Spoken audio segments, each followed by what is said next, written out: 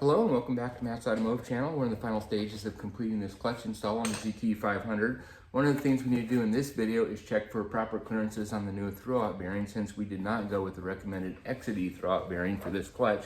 Instead, I went to O'Reilly's and picked up this Power Torque one, which should have the same specs as the XD, but we need to verify that and make sure we have proper clearances so we don't have any troubles further on down the road. So anyway, with that said, let's go ahead and get started.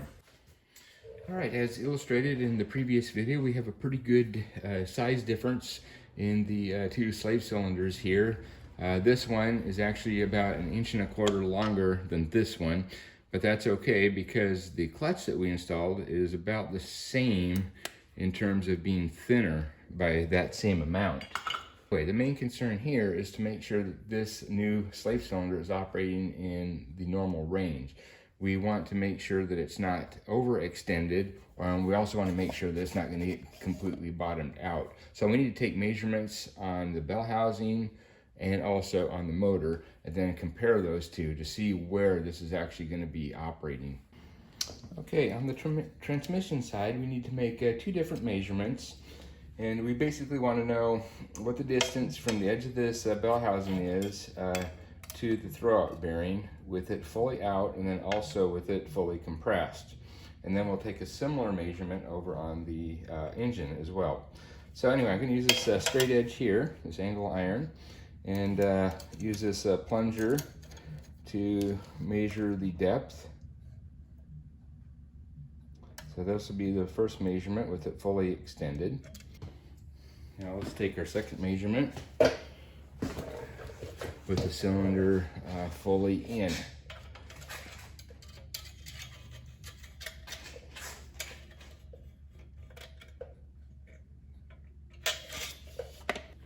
All right, now I know what you're saying. What about the thickness of this? Because we didn't really measure from this surface, so we'll go ahead and subtract the thickness of this from our measurements. And it looks like this is about 40 thousandths. Over here on the engine side, we're going to take two measurements.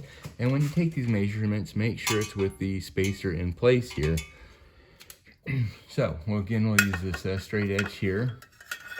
We'll measure from the edge of this clutch to where the spacer resides.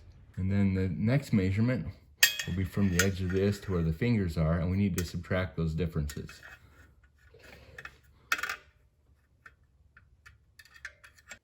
All right, so let's take a look at the numbers. Bell housing to slave cylinder, when the cylinder is out, we measured 2.31, with it in 3.77, which gives us a range of 1.462 inches. And then we went over and checked the block. So the block to clutch was 3.211, and then the clutch to fingers was 0.27, so we subtract those differences. So really the block to the fingers is 2.941. So that's when we made these two things together, the transmission and the block.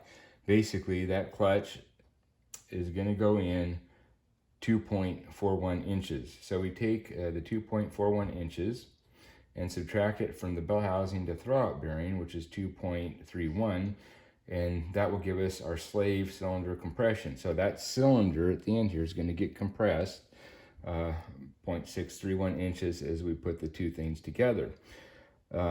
When you push the clutch in, it's going to push that cylinder back out about 1/2 inch. So we need 1/2 inch, and we got 0.631.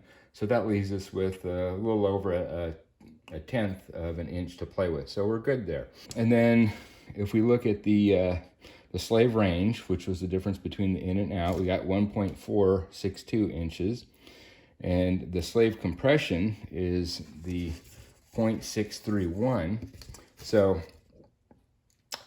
the remaining travel that we can push that thing in once it's mated is 0.831. So we got plenty of travel there. And remember, as the clutch wears, those fingers are going to move out, and it's going to take up some of this remaining space. But we got almost a whole inch there, so no problem. So I don't foresee any problems here. Everything looks like it's in the needed range. So after looking at these numbers and knowing that there's over 1 inch of difference between the old and the new, that means if we had tried to use the original slave cylinder here, when we made the engine and the transmission together, this wouldn't have even been compressed. And so the first time we tried to use the clutch, it would have blown this piston out. So good thing we got that one. One other thing to note, that the actual travel on this, when you push the clutch in, is dependent upon the master cylinder. It really has nothing to do with where this resides or the clutch or anything like that. When you push in on the clutch, it's gonna displace so much fluid, which is gonna push this out only so far. And in this case, it's about 1/2 inch. The nice thing about this style of slave cylinder is it's spring-loaded, so you don't have to worry about air gap, unless it's set up incorrectly. But as long as it's correctly set, you never have to worry about air gap. A couple things I wanted to show you about this little connector here. First of all, this little spring, you can actually push in before you install it. Since this piece here is beveled, when you push on, it'll just expand it, and then clamp on once it gets to the little groove cut out here.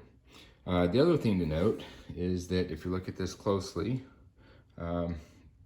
you'll see these little notches cut out on each side here, and that is going to coincide with, let's see if I can get this right here, these little notches. So when you push this thing on, it can't be out like this, it won't go on all the way, or like this. It has to actually be where those are lined up, which is pretty much just hugging the bell housing here. So I'll just show you here. Now we can just take this, make sure that those little grooves are lined up, and then it just snaps in place. And then give it a tug so you make sure that it's not gonna come off. And the same thing holds true for the top part. So once the transmission's back in, we can take that clutch line and then just pop it in. Just make sure that you have the spring in there ready to go. All right, we got this thing all set up here. We checked the numbers, so we have confidence it's gonna work when it's installed. So we're about ready to put her back in. Just gonna go ahead and put a little bit more grease here on the end so it helps it slide into place. And hopefully this will go in a lot easier than the old one came out. It should. We got more room to work with. Before we go ahead and put the transmission back in, let's make sure that these mating surfaces are clean.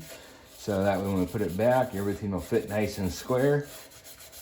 And we'll do the same thing on the engine side as well. All right, let's go ahead and get this thing back into the car.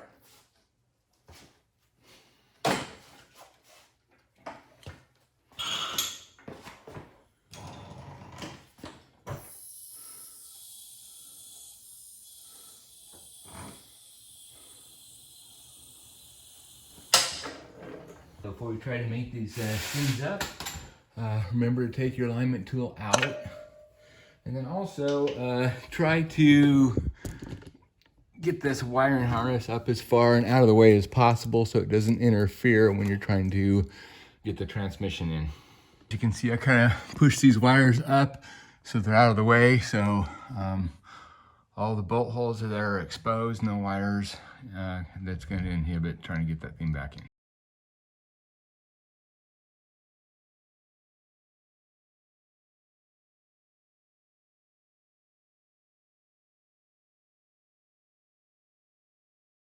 All right, the transmission went in easy as expected. We didn't even need to clock the transmission over 45 degrees. Basically just moved it forward, straight up and in, no problem. Now remember to put in your K-member bolts and torque those to spec, the 2 rear ones and also the 2 front ones.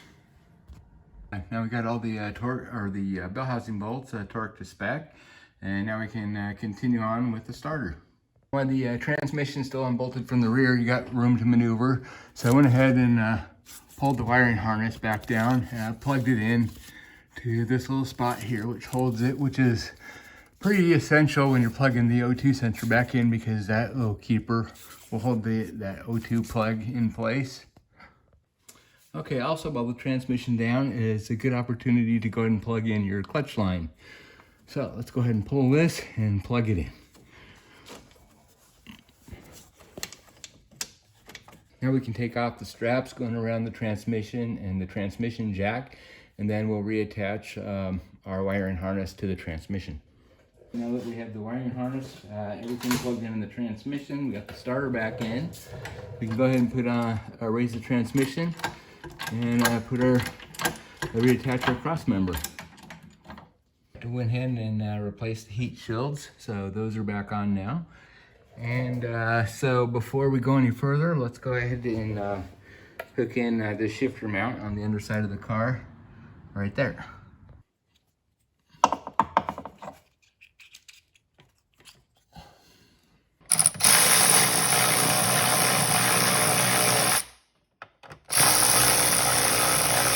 Let's get the drive shaft on next. And remember that we marked the flanges here. So we definitely want to make sure that we clock this to the way it was before, both front and back.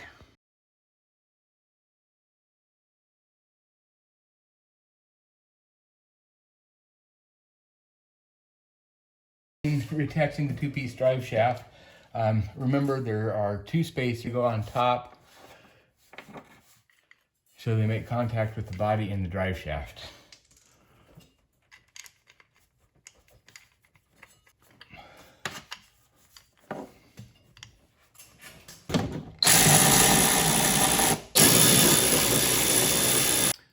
Okay, we have the drive shaft back in place. These front bolts, they get torqued to 76 pound-feet. This center support, these two bolts, they get torqued to 35 pound-feet. And these rear ones get torqued down to 41 pound-feet. Now we can put the cross member back on. We got her back down on the ground, and the only thing left to do now is reassemble the shifter assembly inside the car.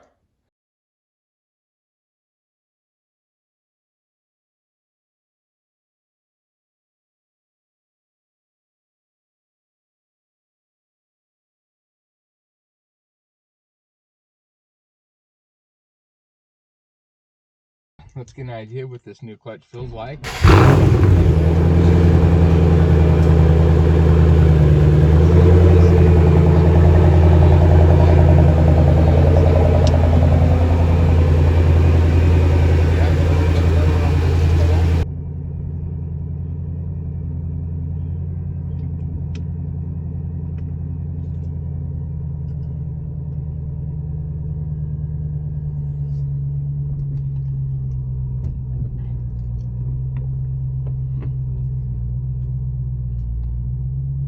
Very smooth.